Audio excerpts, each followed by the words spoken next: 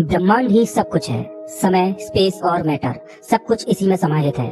हमारी पृथ्वी इस ब्रह्मांड में चट्टान का घूमता हुआ एक कण भर है, जो हमारी मिल्की वे गैलेक्सी में मौजूद 200 अरब तारों में से एक का चक्कर काट रही है।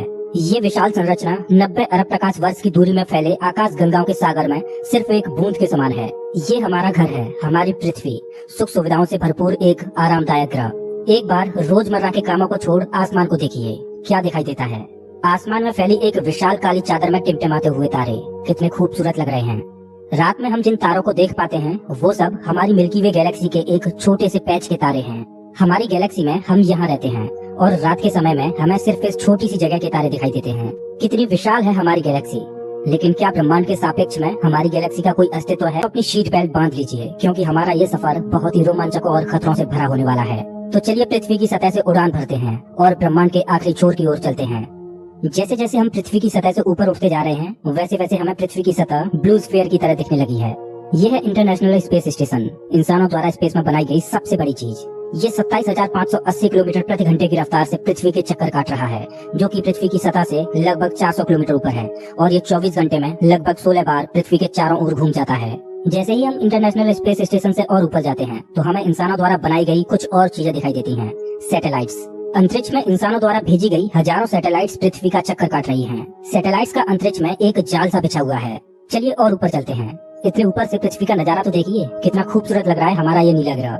हम पहुंच चुके हैं चांद के पास। हमसे पहले यहाँ पर 12 एस्ट्रोनॉट्स आ चुके हैं, जिनमें नील आर्मस्ट्रांग पहले व्यक्ति थे जो इसकी सतह पर उतरे थे, और उनके पैरों के निशान आज भी चांद की सतह पर देखे जा सकते हैं। चांद पर कोई वायुमंडल नहीं है, इस वजह से ये निशान सदियों तक ऐसे ही बने रहेंगे।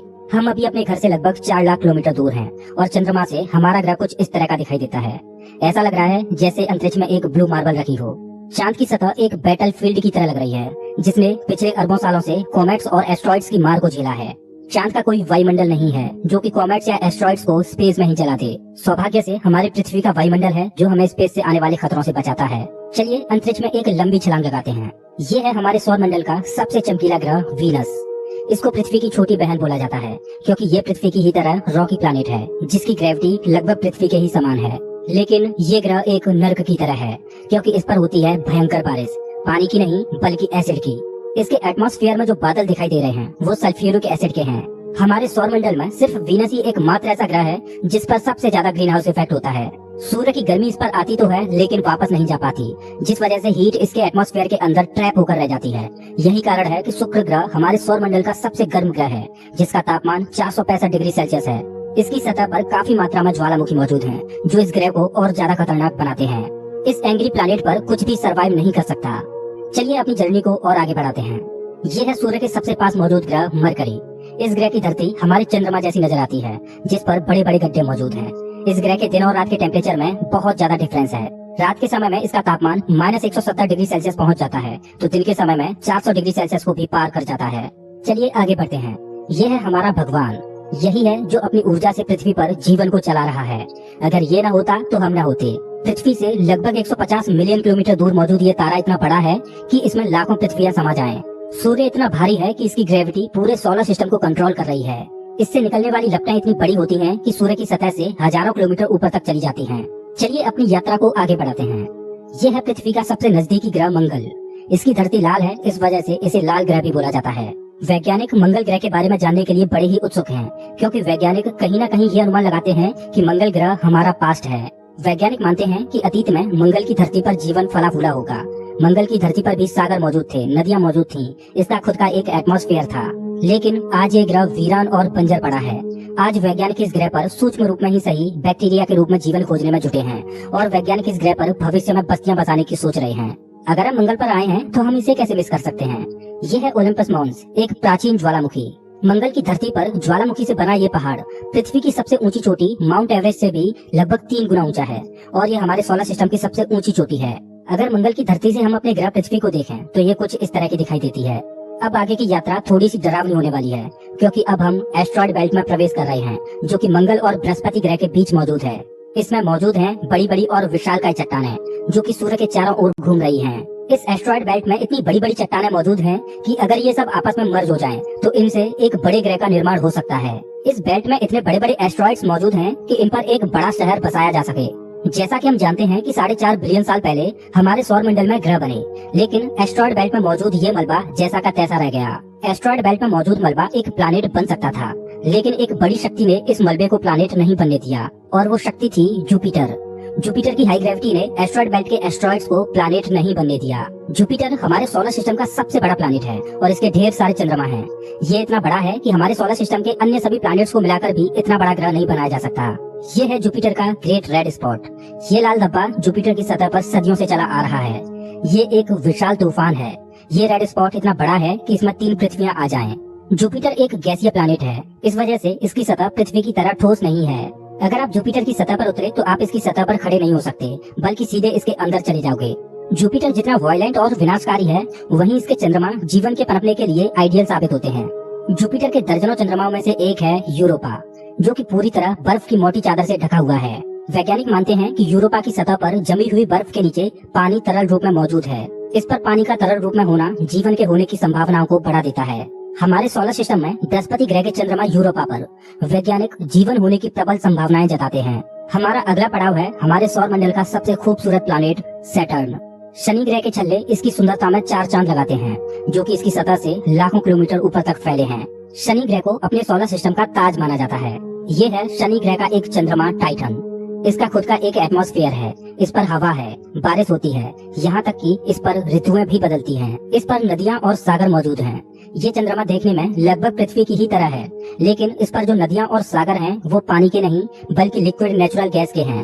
अगर हम किसी भी तरह इस नेचुरल गैस को पृथ्वी पर ला पाएं, तो ये इतनी ज्यादा है कि हजारों सालों तक ये हमारे शहरों को रोशन कर सकती है।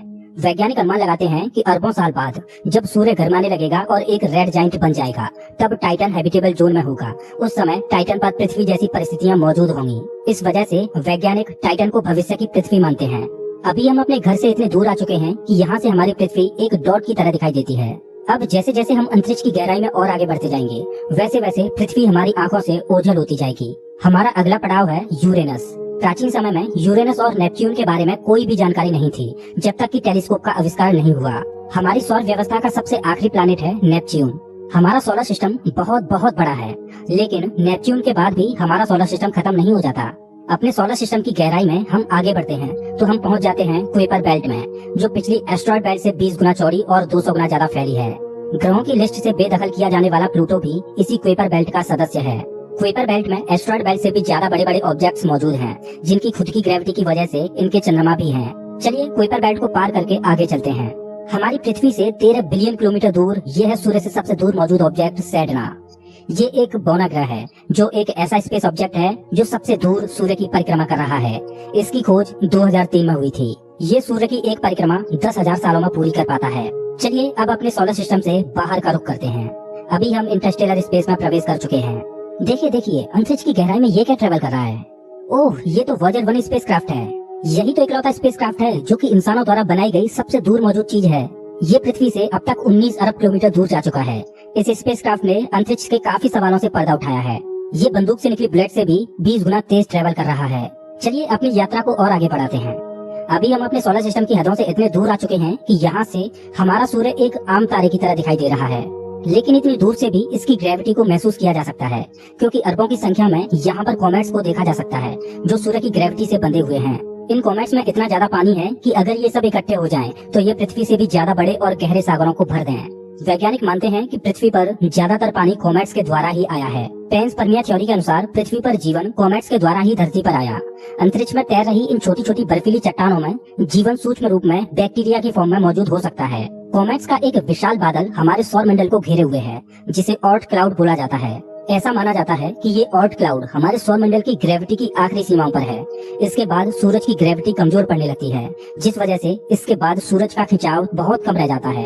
अब यहाँ से आगे की यात्रा एक अननोन और रहस्यमय स्पेस में होगी, जहाँ घुप अंधेरा है। यहाँ इतना अंधेरा है कि हम अपनी आंखों से भी कुछ भी नहीं देख पाएंगे। यहाँ देखने के लिए हमें इंफ्रारेड विजन की जरूरत पड़ेगी। हम अपनी पृथ्वी से बहुत बहुत बहुत दूर आ चुके हैं, लेकिन ब्रह्मांड के सापेक्ष में ये हमारा एक मामूली सा स्टेप है। यहाँ से हमें चारों ओर अरबों तारे दिखाई दे रहे हैं, लेकिन अभी हम सबसे नजदीकी तारामंडल की ओर बढ़ रहे हैं। ये है हमारा पड़ोसी सोलर सिस्टम। ये हमसे इतना दूर है कि हमारे सूर्य के प्रकाश को इस तारामंडल तक पहुँचने में 4.3 सालों का वक्त लगता है। इस तारामंडल का नाम है अल्फा सेंटोरी। इस तारामंडल में 3 तारों का समूह है, जिनमें अल्फा सेंटोरी ए और अल्फा सेंटोरी बी तारे आपस में बाइनरी स्टार सिस्टम के तहत जुड़े हुए हैं। इस तारामंडल में प्रॉक्सिमा सेंटोरी बी नामक ग्रह मौजूद है, जो पृथ्वी की ही तरह हैबिटेबल जोन में है और इस ग्रह पर एलियन लाइफ मौजूद हो सकती है। चलिए अपनी यात्रा को आगे बढ़ाते हैं। पृथ्वी से हम 10 प्रकाश वर्ष दूर आ चुके हैं और हमारे सामने ये एक बेबी स्टार है, जिसने अभी अपना जीवन शुरू ही किया है और इस तारामंडल में अभी ग्रहों का जन्म होना बाकी है। हो सकता है कि इस तारामंडल में किसी ऐसे ग्रह का जन्म हो जाए जो हमारी पृथ्वी की ही तरह जीवन को धारण करने योग्य हो, लेकिन अभी इसमें अरबों सालों का वक्त लगेगा। अपनी यात्रा को आगे बढ़ाते हैं। अभी हम पृथ्वी से 20 प्रकाश वर्ष दूर आ चुके हैं और अभी हम ऐसे तारामंडल से होकर गुजर रहे हैं जिसका जन्म हमारे सोलर सिस्टम के साथ ही हुआ था। इस तारे का नाम है ग्लीस 581 और इसकी सबसे बड़ी खास बात यह है कि इस तारे का चक्कर लगा रहा है एक ऐसा ग्रह जो हमारी पृथ्वी से बिल्कुल मेल खाता है और इस ग्रह पर एलियन सिविलाइजेशन होने की प्रबल संभावना है। वैसे तो हमारी मिल्की वे गैलेक्सी में अरबों तारे हैं, जिनकी यात्रा करना तो दूर, उनको पूरे जीवन काल में गिनना भी संभव नहीं है। तो चलिए अपनी यात्रा को आगे बढ़ाते हुए मिल्की वे गैलेक्सी से बाहर निकलते हैं। ये है हमारी मिल्की वे गैलेक्सी, जो अरबों तारों का घर है, जिनमें से हमारा सूर्य भी एक है। ये गैलेक्सी इतनी विशाल है कि अगर इसके एक छोर से प्रकाश ट्रेवल करे तो लाइट को भी इसके एक छोर से दूसरे छोर तक पहुंचने में 1,05,700 सालों का समय लगेगा। लेकिन ब्रह्मांड में मौजूद बड़ी बड़ी विशालकाय गैलेक्सियों के सामने हमारी गैलेक्सी कुछ भी नहीं। यूनिवर्स में मिल्की वे से भी कई गुना बड़ी गैलेक्सियां मौजूद हैं। तो चलिए अपने सोलर सिस्टम और अपनी गैलेक्सी को पीछे छोड़ते हुए इंटरगैलेक्टिक स्पेस में प्रवेश करते हैं। इंटरगैलेक्टिक स्पेस में प्रवेश करके हमें दूर दूर तक अरबों गैलेक्सियां दिखाई दे रही हैं, लेकिन ये सभी गैलेक्सियां झुंड में हैं और ये है हमारी गैलेक्सियों का झुंड, जिसमें हमारी गैलेक्सी मिल्की वे और अन्य पड़ोसी गैलेक्सियां मौजूद हैं। गैलेक्सियों के इस छोटे से झुंड को लोकल ग्रुप बोला जाता है। गैलेक्सियों का ये लोकल ग्रुप 10 मिलियन प्रकाश वर्ष में फैला हुआ है। जैसे जैसे हम अपनी यात्रा को आगे बढ़ाते जा रहे हैं, वैसे वैसे हमें अन्य गैलेक्सियों के झुंड दिखाई देते जा रहे हैं और उनमें भी हमारे लोकल ग्रुप की तरह गैलेक्सियां मौजूद हैं। गैलेक्सियों के कई लोकल ग्रुप्स को मिलाकर एक सुपर क्लस्टर बनता है। अभी हमारे सामने जो मौजूद है वो है वर्गो सुपर क्लस्टर। इसी वर्गो सुपर क्लस्टर में हमारी गैलेक्सियों का लोकल ग्रुप भी शामिल है और हमारी गैलेक्सियों का लोकल ग्रुप इस छोटे से पैच में है। अभी हम अपने घर से इतने दूर आ चुके हैं कि यहाँ से हम अपने सूर्य को तो छोड़ो, यहाँ तक कि अपनी गैलेक्सी को भी छोड़ो, हमारी गैलेक्सी का लोकल ग्रुप ही एक छोटे से पैच के समान दिखाई दे रहा है। कितना विशाल है ना वर्गो सुपर क्लस्टर। इस वर्गो सुपर क्लस्टर में 100 से ज्यादा गैलेक्सियों के लोकल ग्रुप शामिल हैं और ये 110 मिलियन प्रकाश वर्ष में फैला हुआ है। चलिए अपनी यात्रा को और आगे बढ़ाते हैं। अरे ये क्या, जैसे जैसे हम आगे बढ़ते जा रहे हैं वैसे वैसे हमें वर्गो सुपर क्लस्टर जैसे अनगिनत सुपर क्लस्टर्स दिखाई दे रहे हैं। इस सुपर क्लस्टर्स के समूह को नाम दिया गया है लेनिया केया सुपर क्लस्टर और हमारा वर्गो सुपर क्लस्टर यहाँ पर है, एक छोटे से पैच के समान, जिसमें हमारी गैलेक्सियों का लोकल ग्रुप एक डॉट की तरह भी दिखाई नहीं दे रहा। ये लेनिया केया सुपर क्लस्टर 520 मिलियन प्रकाश वर्ष में फैला हुआ है, जिसमें लाखों वर्गो सुपर क्लस्टर्स जैसे सुपर क्लस्टर्स मौजूद हैं। चलिए अपनी यात्रा को और आगे बढ़ाते हैं। जैसे जैसे हम आगे बढ़ते जा रहे हैं वैसे वैसे लेनिया केया सुपर क्लस्टर भी छोटा होता जा रहा है और इतनी दूर से देखने पर लेनिया केया सुपर क्लस्टर भी एक छोटे से पैच की तरह दिखाई दे रहा है। ओह माय गॉड, मेरा तो दिमाग ही घूम गया। खैर अपनी यात्रा को और आगे बढ़ाते हैं। ये है हमारा ऑब्जर्वेबल यूनिवर्स, जिसमें हमारा लेनिया केया सुपर क्लस्टर एक छोटे से डॉट की तरह मौजूद है। लेकिन क्या यही हमारी यात्रा खत्म हो जाती है? क्या इतना ही बड़ा है ब्रह्मांड? जैसा कि मैंने अभी बोला, ये है ऑब्जर्वेबल यूनिवर्स यानी ज्ञात ब्रह्मांड। ब्रह्मांड के बारे में हम जो भी जानते हैं वो केवल यहीं तक जानते हैं।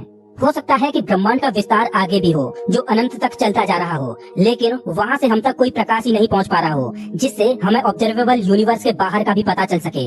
वैज्ञानिक ये भी अनुमान लगाते हैं कि हो सकता है कि हमारे यूनिवर्स जैसे असंख्य यूनिवर्स और मौजूद हो सकते हैं, जिनमें हमारा ये ब्रह्मांड एक विशाल सागर में एक छोटी सी बूंद के समान हो। खैर मल्टीवर्स यानी एक से ज्यादा ब्रह्मांडों का अस्तित्व है कि नहीं, ये कोई नहीं जानता और ना ही हमारे पास मल्टीवर्स यानी महाब्रह्मांड के कोई सबूत हैं। लेकिन ये तो तय है कि ऑब्जर्वेबल यूनिवर्स ही ब्रह्मांड का अंत नहीं हो सकता। इसके बाहर भी कुछ न कुछ मौजूद है जिसका हमें कोई भी ज्ञान नहीं। लेकिन वो क्या हो सकता है? हो सकता है कि हमारा ऑब्जर्वेबल यूनिवर्स भी महाब्रह्मांड में एक छोटे से पैच के समान हो। दोस्तों, आपकी ब्रह्मांड के आखिरी छोर तक की यात्रा कैसी रही? प्लीज कमेंट बॉक्स में जरूर बताएं। अगर आपको ये वीडियो पसंद आया हो तो इसे लाइक करें और ऐसे ही मजेदार वीडियोज के लिए चैनल को सब्सक्राइब करें, साथ ही बेल आइकन दबाएं।